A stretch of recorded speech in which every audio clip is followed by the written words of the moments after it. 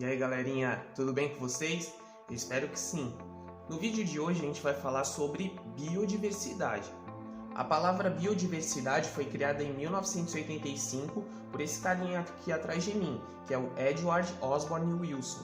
Ele é um entologista. E o que é um entologista? É um cara que estuda os insetos e a relação que esses insetos têm com a natureza.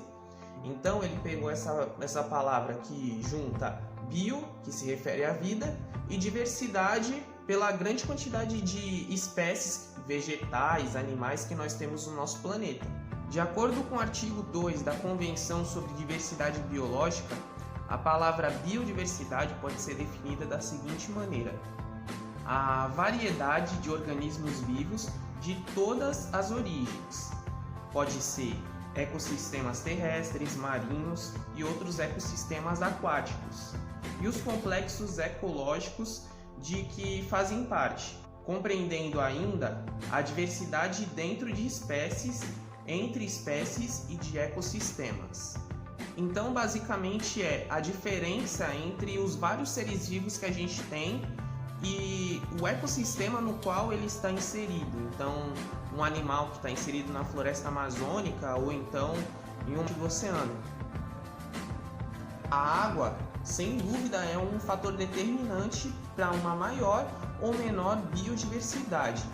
É só a gente observar, por exemplo, que na floresta amazônica, que é uma das regiões mais chuvosas do mundo, a gente tem praticamente 20% da fauna global. Assim como ela é muito importante para nós. Então nunca se esqueça, hidrate-se.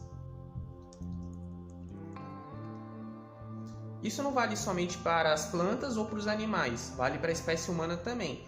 As primeiras grandes civilizações, elas necessitavam estar próximas de rios para abastecer tanto a sua sede, como também a necessidade da agricultura. Existem também os seres vivos que se adaptam a uma ausência de água, como é o exemplo dos cactos, que a gente normalmente vê nos desertos, que estão acostumados a receber pouca quantidade de chuva.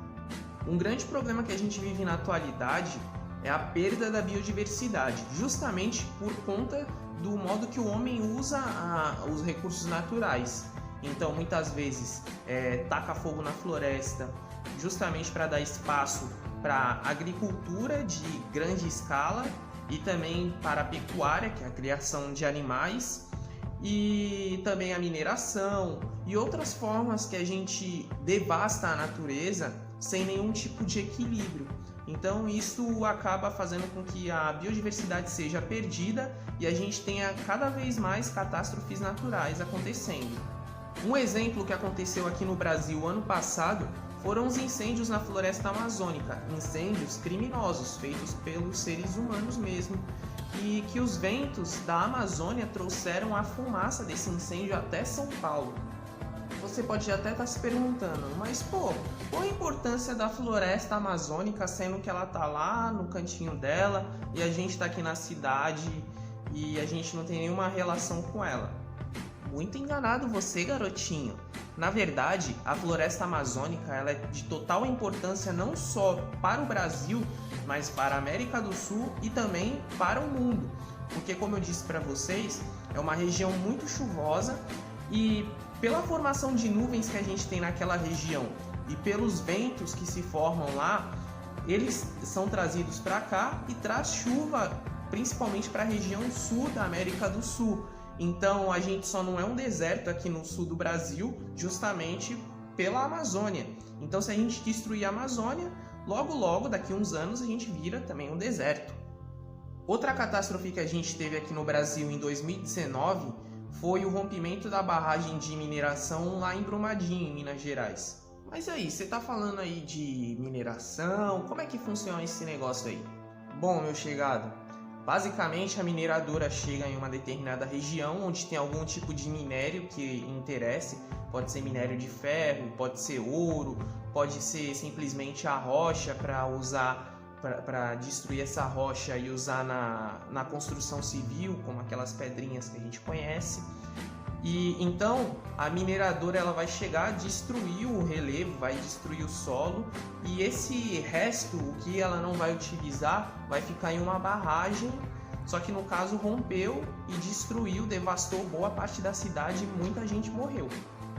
É bom deixar claro que o modo que a gente utiliza os recursos naturais serve justamente para facilitar e para melhorar o nosso modo de vida que a gente leva atualmente. Aí a gente pode inserir a palavra sustentabilidade, que basicamente busca um ponto de equilíbrio entre o desenvolvimento, entre o progresso, mas também preservando a natureza, de modo que a gente utilize os recursos de modo mais racional. Para debater esse equilíbrio em nível mundial, a ONU, a Organização das Nações Unidas, organizou aqui no Brasil, em 1992, um encontro com mais de 60 países para debater esse ponto de equilíbrio entre o desenvolvimento e a preservação da biodiversidade. A Convenção sobre Diversidade Biológica ficou conhecida mundialmente como ECO 92, ou seja, foi em 1992, faz 28 anos, nós tivemos vários avanços, mas algumas estagnações e retrocessos. Bom, agora eu vou deixar duas dicas de filmes para vocês assistirem e observar a biodiversidade. A primeira é Madagascar, que eu acredito que muitos já tenham assistido e alguns não, mas é bom você rever com esse olhar. Os animais que estão no filme, eles fazem parte da fauna da savana, então eles foram tirados de um ecossistema lá do continente africano e foram levados para um zoológico lá em Nova York. Não vou dar spoiler, mas eles querem voltar para a África, eles acabam voltando e aí se dá a história do filme. Mas é importante entender que eles não se sentiam em casa porque eles não estavam no ecossistema que eles faziam parte. Outro filme legal para você assistir com o olhar da biodiversidade é o Procurando Nemo. O Nemo, que é um peixe palhaço, e os peixes palhaços vivem em recifes, que é o ecossistema que eles estão acostumados a viver, onde eles ficam mais protegidos de ataques de tubarões, de outros peixes maiores que predem eles.